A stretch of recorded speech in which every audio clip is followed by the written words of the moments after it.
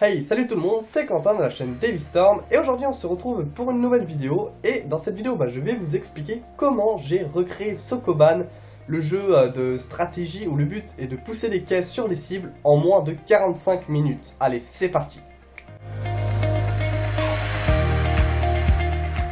Donc tout d'abord, avant de commencer, on va se charger des images. Donc les images, qu'est-ce que j'ai fait? Je les ai prises sur internet car évidemment je ne sais vraiment pas dessiner. Donc je vous mettrai le lien dans la description si jamais vous aussi vous voulez les réutiliser. Donc ensuite, pour charger les images, on va créer un objet par image, donc un objet PImage, et ensuite il nous suffira de les importer grâce à la fonction loadImage. Pour les images importées, on va créer un tableau 2D ou tableau multidirectionnel qui nous servira à stocker le level. Donc chaque case en fait correspondra à une case de level et aura une valeur différente, par exemple 0 s'il n'y a rien, 1 pour les murs, 2 pour les caisses, etc.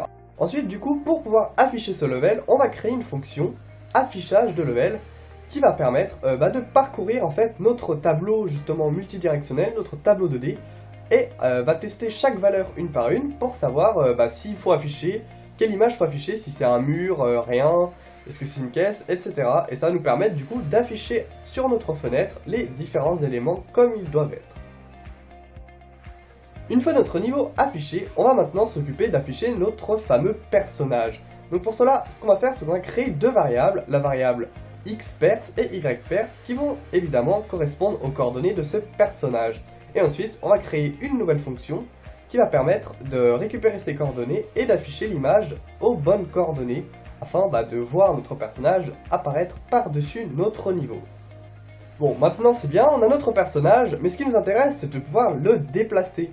Donc pour cela, on va créer une nouvelle fonction qui va s'appeler déplace personnage par exemple, et on va faire en sorte que ça teste les événements clavier, donc en fait est-ce qu'on appuie sur une touche ou pas, et en fonction de la touche dans laquelle on va appuyer, on va changer les coordonnées, les variables de notre personnage afin justement de modifier sa position. Donc si vous êtes intéressé sur les déplacements, que vous n'avez pas tout compris ce que je viens d'expliquer là, j'avais fait une vidéo il n'y a pas très longtemps sur Processing, un petit tuto pour vous expliquer comment fonctionnent les déplacements. Si ça vous intéresse, je vous mets une petite annotation en haut à droite de la vidéo, vous pouvez cliquer et ça vous amènera directement dessus. Bon, maintenant le seul souci c'est que comme vous pouvez le voir, lorsque je déplace mon personnage, celui-ci peut directement passer à travers les murs. Donc là le but c'était pas de créer un jeu fantôme, mais bel et bien que les murs empêchent le personnage de passer. Donc pour cela, on va créer une nouvelle fonction, une fonction collision. Donc notre fonction collision, qu'est-ce qu'elle va faire? Elle va vérifier en fait la valeur qui est dans la case que l'on souhaite aller. Donc en gros, ça va anticiper le déplacement et ça va vérifier si celui-ci est libre. Si oui, alors on va faire déplacer le personnage, et sinon, le personnage, on va lui dire, non, tu restes ici, tout simplement.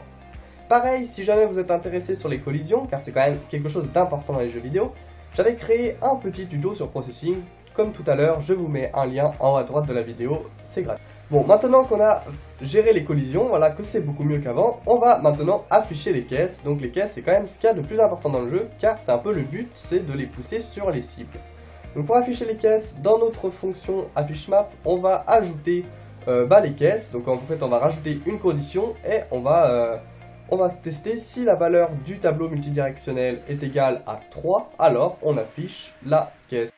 Bon, maintenant qu'on a affiché les caisses, que tout est bon, on va enfin pouvoir déplacer, faire en sorte que les caisses puissent se déplacer si notre personnage les pousse. Donc pour cela, en fait, on va améliorer notre fonction collision et faire en sorte que lorsque le personnage essaye d'aller sur la caisse, alors on va vérifier s'il y a de la place à côté pour pouvoir faire glisser en fait la caisse, tout simplement. Donc on a juste à améliorer notre fonction collision et à ajouter des conditions dans notre fonction pour déplacer le personnage. Et ensuite, en dernier, une fois qu'on a affiché les cibles, il ne nous restera plus qu'à vérifier si les caisses sont sur les cibles et à changer celle-ci de couleur si c'est le cas pour montrer à l'utilisateur qu'il a réussi. Donc voilà, c'était tout je pense pour Sokoban, je pense que vous avez assez bien compris. N'hésitez pas si vous avez des questions, des commentaires, etc. à les mettre dans l'espace commentaire, c'est fait exprès et je me ferai un plaisir de tous les lire et d'y répondre évidemment. En attendant, moi je vous dis à bientôt pour une prochaine vidéo. D'ailleurs ce sera normalement un très gros projet, donc vous pouvez désormais me suivre, enfin vous pouviez depuis tout le temps, mais je le redis, sur Instagram. et ça vous permettra de voir un peu en avant-première les projets qui arrivent. Et je peux vous dire que le prochain devrait vous plaire. Voilà, j'en dis pas plus, et moi je vous dis du coup à très vite. Salut!